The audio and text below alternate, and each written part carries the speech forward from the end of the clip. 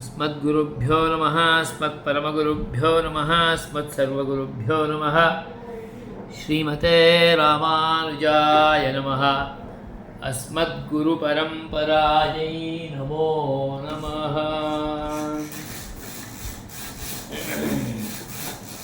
श्रीमद्वेदान्तदीपे प्रथमाध्याये द्वितीये अविरोधाध्याये तृतीयः वियत्पादः तत्र पंचमम् अधिकरणं कर्तृ-अधिकरणं। कर्ता शास्त्रार्थवत्वात् उपादानाद् विहारोपदेशाच्च व्यपदेशाच्च क्रियायां न चेन्निर्देशविपर्ययः उपलब्धिवदनियमः शक्तिविपर्ययात् समाध्यभावाच्च यथा च तक्षोभ यथा इति सप्तसूत्रात्मकम् इदं कर्तृ-अधिकरणम्। अत्र कर्तृत्वं कस्य इति विचारः। किं कर्तृत्वम् आत्मनः उत कर्तृत्वं प्रधानस्य इति। प्रधानादीनां कस्यापि कर्तृत्वं नास्ति, आत्मनः एव कर्तृत्वम् इति सिद्धान्तः। अतः इदं कर्तृत्वसाधकम् अनुमानम् इति वक्तुं शक्यते। आत्मनः कर्तृत्वसाधकम् अधिकरणम् इति वक्तुं शक्यते।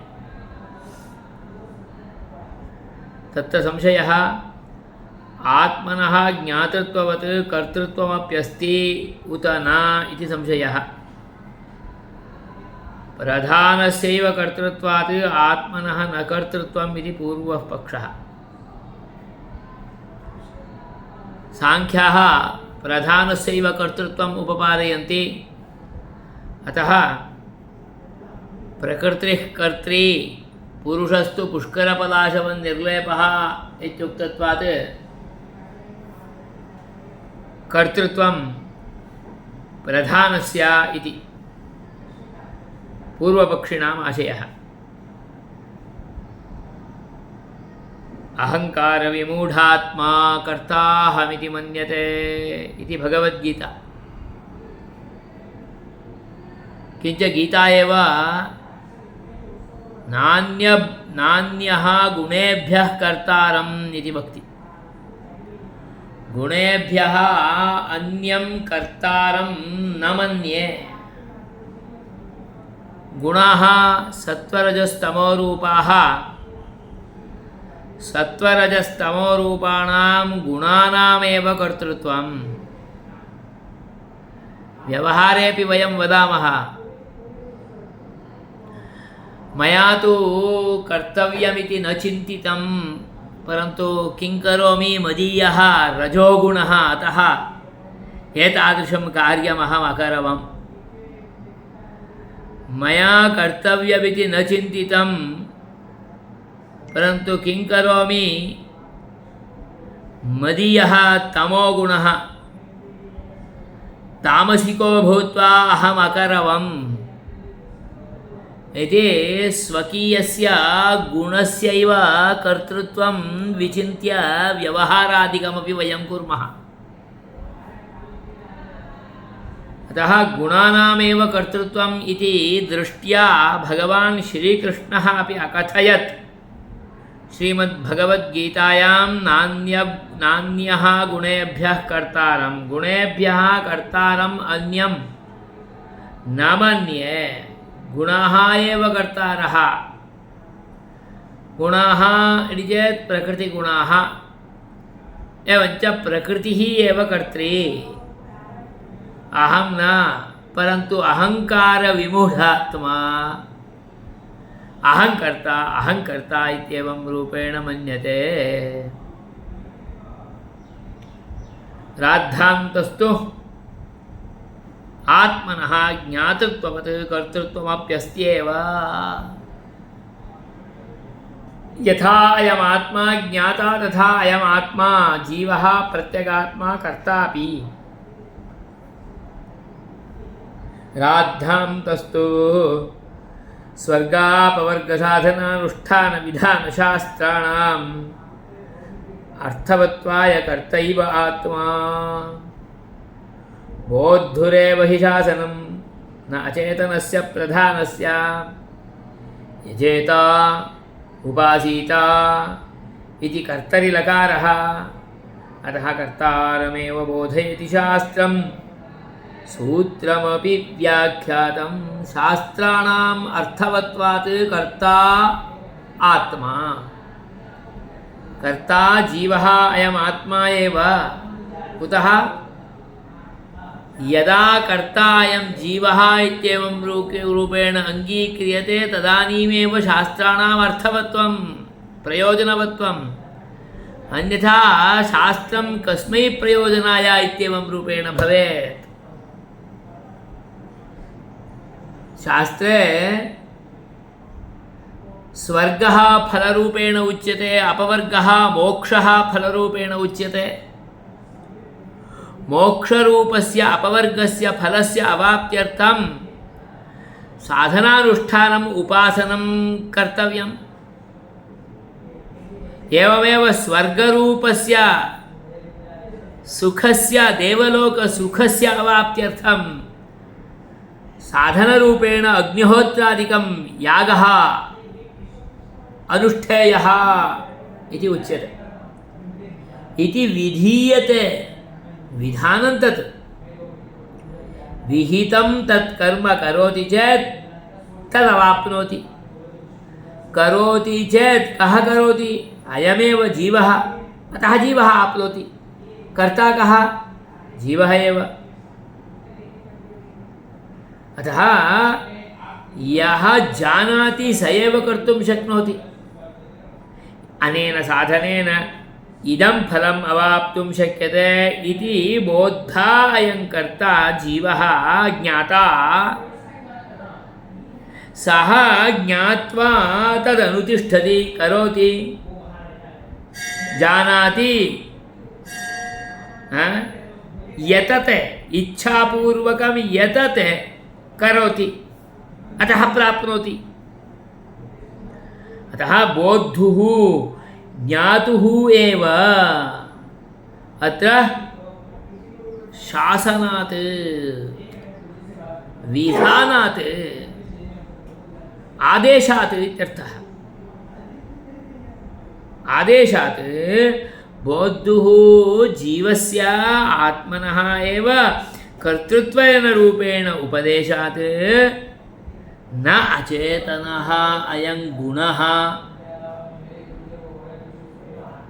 सत्त्वरजस्तमो रूपः तत्तादृश सत्त्वरजस्तमो रूप गुण विशिष्टा प्रकृतिः न कर्ता भवति।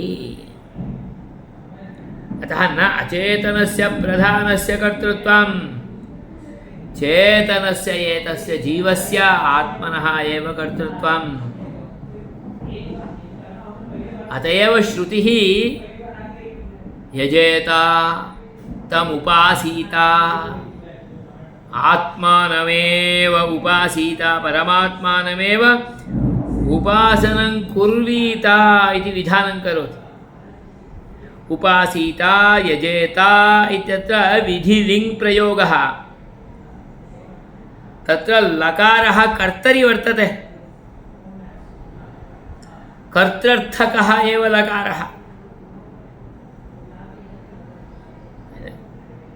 अतः कर्तारमेव बोधयति शास्त्रम्। नहि कथमपि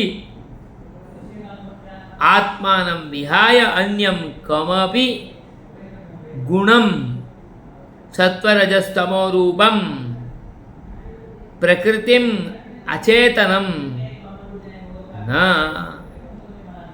न उपपादयति। अतः शास्त्राणां विहितानाम् उपासीता कुर्वीता इत्यादि शास्त्राणां यदि अर्थवत्वं प्रयोजनवत्वं योग्यरूपेण अन्वयाद्यनुगुणम् अर्थवत्वं भवितव्यं तर्हि कर्ता तु आत्मा एव भवेत् न प्रधानं प्रकृतिः।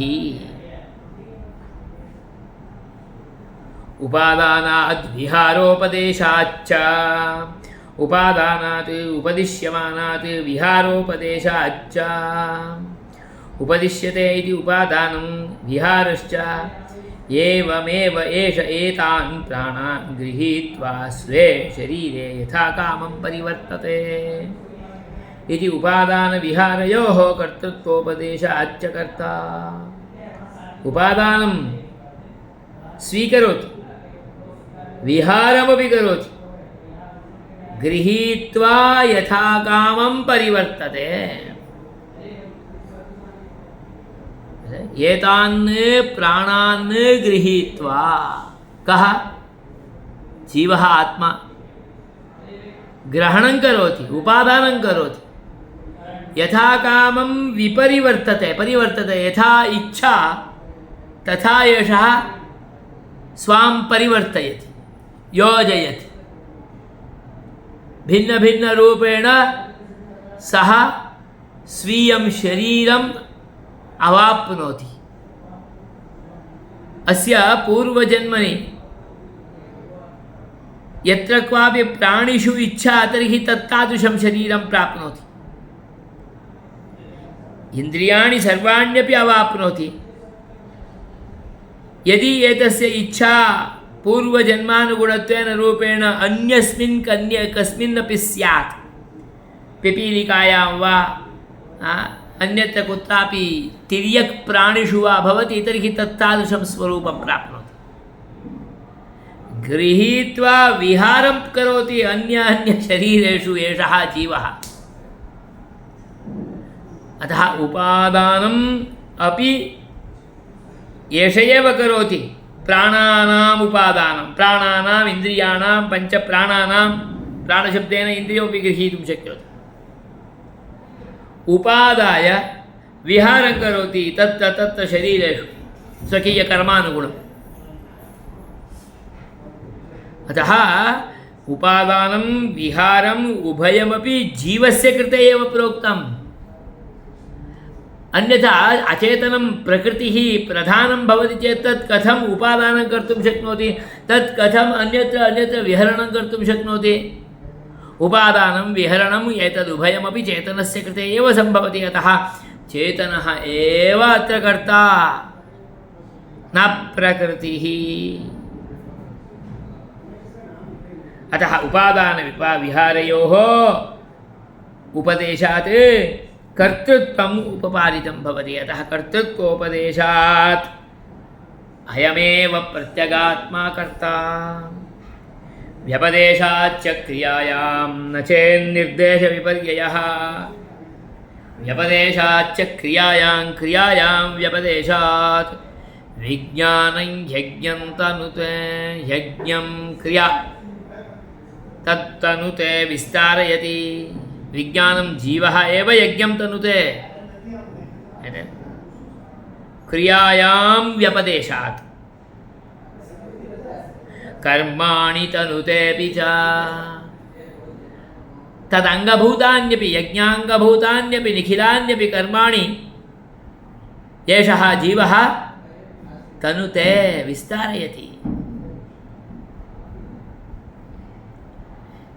जीवात्मानं विहाय चेतनं विहाय यज्ञादीनां विस्तारः एव न भवति। विस्तारः इति चेत् तस्य व्यापारादिना अनुष्ठानं तद् न भवत्येव कर्तारं विहाय चेतनं विहाय। यदि अचेतनं कर्ता तर्हि यज्ञविस्तारः कथं शक्यः इति यज्ञादिकर्मसु आत्मनः कर्तृत्वोपदेशात् आत्मनः विज्ञानस्य जीवस्य कर्तृत्व उपदेशात् कर्ता जीवः। विज्ञानशब्देन न आत्मनो व्यपदेशः अपि तु अन्तःकरणबुद्धेरेव इति चेत् विज्ञानं यज्ञं तनुते इत्युक्तं जीवः यज्ञं तनुते इति नोक्तं। विज्ञानशब्देन आत्मा न ग्राह्यः बुद्धिरेव ग्राह्या। नाम बुद्धिरेव यज्ञं तनुते इत्यर्थः ज्ञानमेव यज्ञं तनुते इत्यर्थः। ज्ञानाभावे यज्ञादि कार्यं न भवति, अतः ज्ञानस्य कृते प्रशस्तिवचनमिदम्। अतः बुद्धेरेव तत्र कर्तृत्वं प्रोक्तं गुणस्यैव इति कदाचित् सन्देहः भवेत्। अतः उपपादयति विज्ञानशब्देन अत्र बुद्धेरेव ग्रहणं न जीवस्य इति चेत् तथा सति विज्ञानेन इति करणविभक्तिनिर्देशः स्यात्। यदि बुद्धेः इति बुद्धिः इति स्यात् तदानीं विज्ञानेन इति स्यात्। विज्ञानेन यज्ञन्तनुते इति चेत् विज्ञानरूपेण करणेन, बुद्धिरूपेण करणेन, ज्ञानरूपेण करणेन यज्ञन्तनुते इत्यर्थः। एवं तु नास्ति। विज्ञानम् इत्यस्ति प्रथमैकवचनान्तत्वेन रूपं, तत् यज्ञं कुरुते इत्यर्थः। विज्ञानम् इति नपुंसकलिङ्गान्तं शब्दं तत् साक्षात् विज्ञानप्रधानं ज्ञानप्रधानं तं जीवमेव उपपादयति। यथा सत्यं ज्ञानमनन्तं ब्रह्म इत्यत्र ज्ञानप्रधानं प्रज्ञानघनं प्रज्ञानस्वरूपं परमात्मानं ज्ञानशब्दः ब्रूते, तथा अत्र विज्ञानशब्दः विज्ञानं यज्ञन्तनुते इत्यत्र साक्षात् जीवात्मानमेव ब्रूते। अतः बुद्धेः ग्रहणं नास्ति।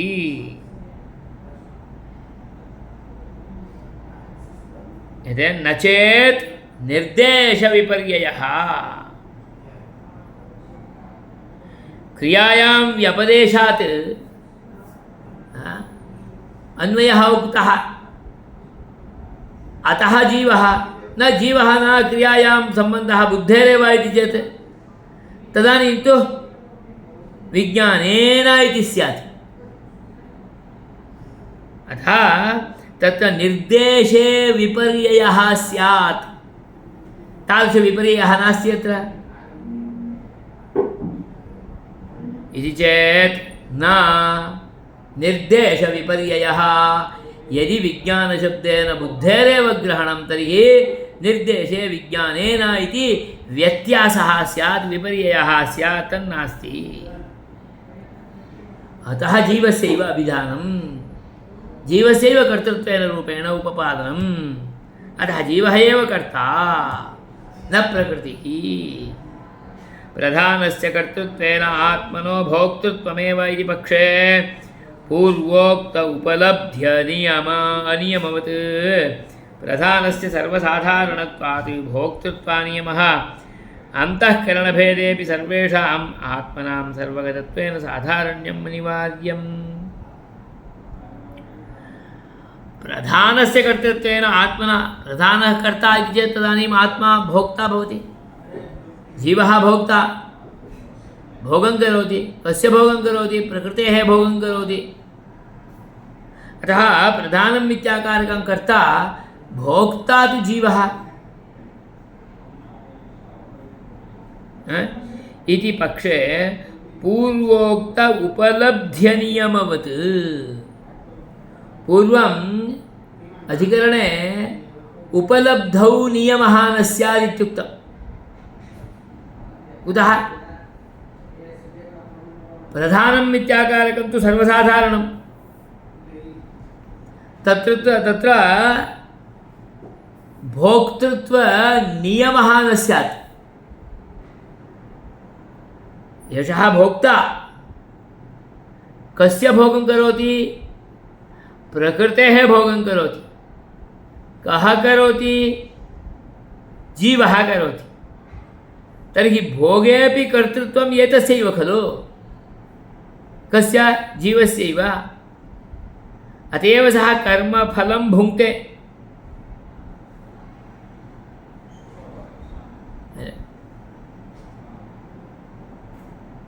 अतः प्रधानस्य सर्वसाधारणत्वात्, प्रधानम् इत्याकारकं सर्वेषां कृते साधारणं नाम प्रकृतिः।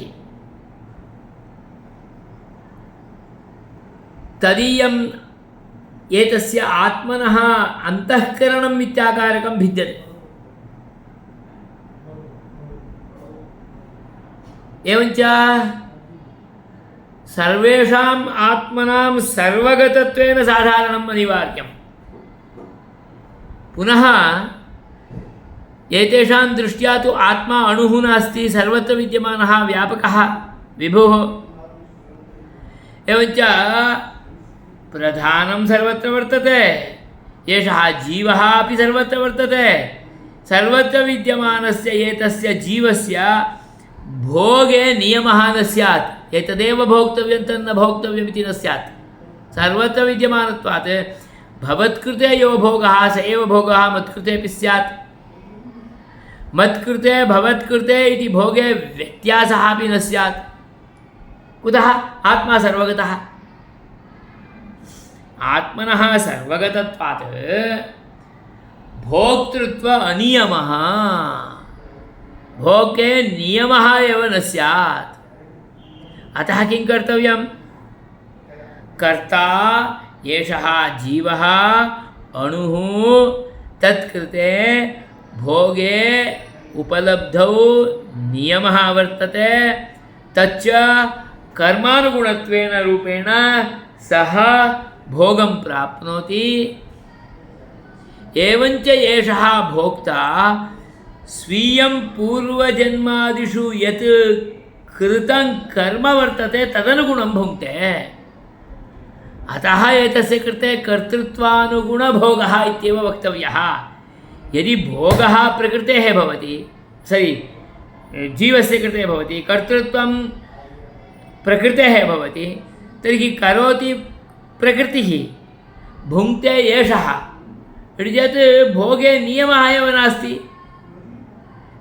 अन्यथा कर्मानुगुणभोगः इति न स्यात्। अतः कर्मापि एतस्य कृते एव, भोगः अपि एतस्य कृते एव। यः एषः यत् करोति तदनुगुणं भोगं भुङ्क्ते। अतः केवलं भोक्तृत्वं जीवस्य, कर्तृत्वं प्रकृतेः इति उपपादयितुं न शक्यते। तदानीं कर्मफल उपलब्धौ भोगे नियमः न स्यात्। अतः उपलब्धिवत् कर्मफलभोगे अनियमः स्यात्,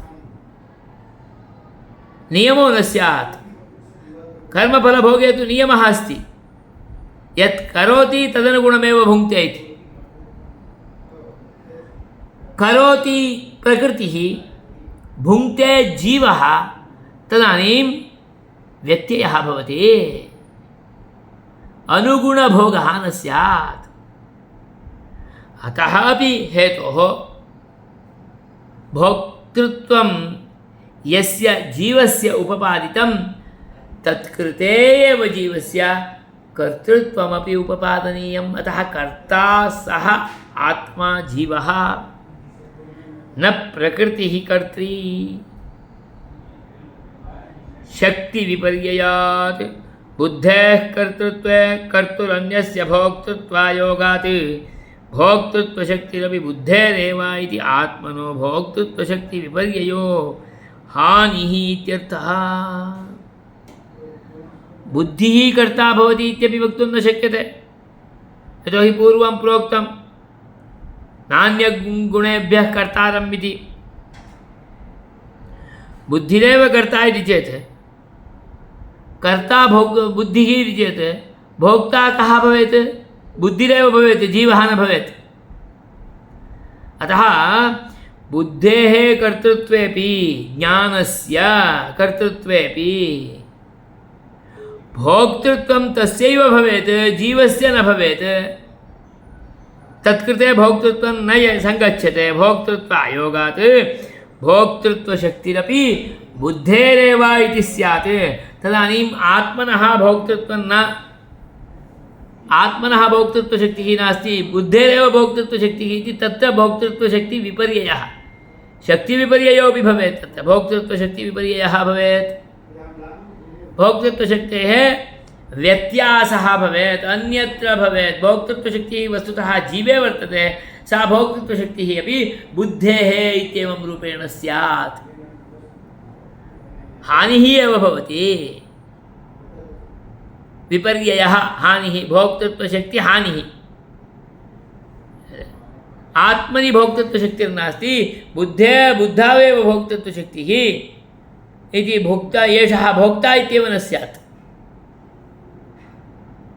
अतः अपि हेतोः जीवस्यैव कर्तृत्वम् अङ्गीकर्तव्यम् समाध्यभावाच्च प्रकृतेः कर्तृत्वे मोक्षसाधनभूतसमाध्यभावश्च स्यात् प्रकृतिरेव कर्त्री चेत् समाधिः कस्य मोक्षसाधनभूता समाधिः नाम उपासनं परमपुरुषे सम्पूर्णरूपेण अवस्थानं ध्यानं निरन्तरं तैलधारावुदविच्छिन्नस्मृतिरूपेण स्थितिः कस्य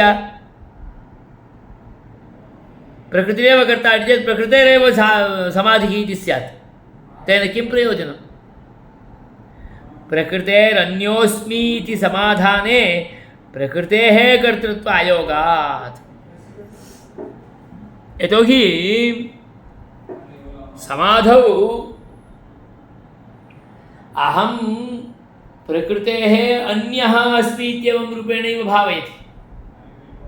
भावयेत् स्वामपि प्रकृतिरेव इति जानाति चेत् किं को लाभः प्रकृत्यपेक्षया अचेतनापेक्षया स्वयम् अन्यः इत्येवं रूपेण सम्यक् अवस्थाय स्थूणालिखनन्यायेन स्पष्टरूपेण अवगच्छेत्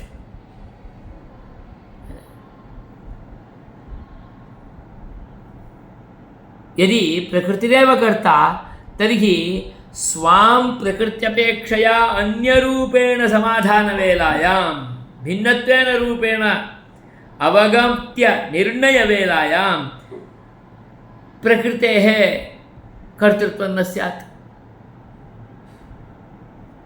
प्रकृतिरेव कर्त्री खलु तदानीं एषः जीवः न कर्ता जीवः स्वयं भावयति तस्मात् भिन्नः इति तदानीं तत्तादृशकर्तृत्वे प्रकृतेः कारणत्वं नास्ति कर्तृत्वं नास्ति अतः समाधिः अपि समाधानं सम्यक् आधानं स्वां प्रकृतेः अपेक्षया भिन्नत्वेन रूपेण यत् आधानं करोति बुद्धिनिर्णयं करोति स्वयं निश्चिनोति तत्र कर्तृत्व अयोगात् यथा च तक्षोभयथा आत्मनः कर्तृत्वेपि भोगवच्छायां भोगवाञ्छायां करोति अन्यथा न करोति इति उभयप्रकारव्यवस्था उपपद्यते यथा तक्षा स्वकार्ये इच्छया व्यवस्थितः बुद्धेः कर्तृत्वे अचेतनत्वेन तस्याः स्वेच्छायाः अभावात् व्यवस्था न सिद्ध्यति इत्यभिप्रायः आत्मनः कर्तृत्वेपि भोगवाञ्छायां करोति अन्यथा न करोति इच्छति यतते करोति इच्छा नास्ति चेत् एषः यत्नं न करोति अतः न करोति न यतते अतः न करोति आत्मा कर्ता इति कथनवेलायामपि मध्ये इच्छा आयाति यदि प्रकृतिरेव कर्ता इत्युच्यते तत्र का इच्छा आयाति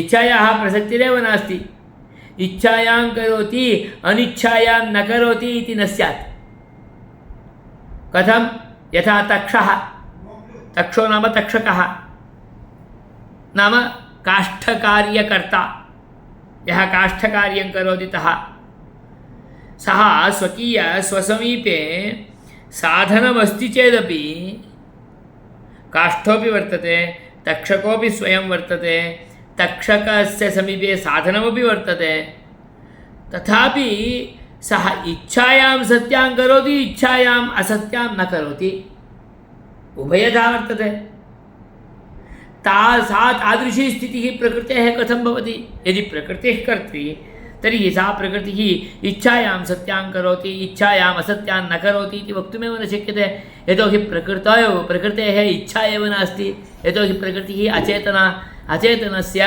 तस्य प्रधानस्य इच्छायाः एव अभावात् इच्छति इत्येव न स्यात्, न इच्छति एवञ्च यत्नोऽपि तस्यां न भवति तस्मिन् प्रधाने, अतः न यतते, अतः न करोति इत्येव स्यात्। अतः स्पष्टयति यथा तक्षः स्वकार्ये इच्छया व्यवस्थितः, बुद्धिरस्ति तक्षके, बुद्धिमान् सम्यक् कर्तुं शक्नोति, स्वयं वर्तते, काष्ठोऽपि वर्तते, इच्छा अस्ति चेत् तत्र व्यवस्था भवति, अन्यथा न भवति। स्वकीय इच्छया एव स्वकार्ये व्यवस्थितः। बुद्धेः कर्तृत्वे अचेतनत्वे, बुद्धिरेव कर्त्री इति चेत्, गुणः एव कर्ता इति चेत्, प्रकृतिरेव कर्ता इति चेत् तत्र अचेतनं, तस्याः स्वस्य इच्छायाः अभावात्, बुद्धेः इच्छा नास्ति,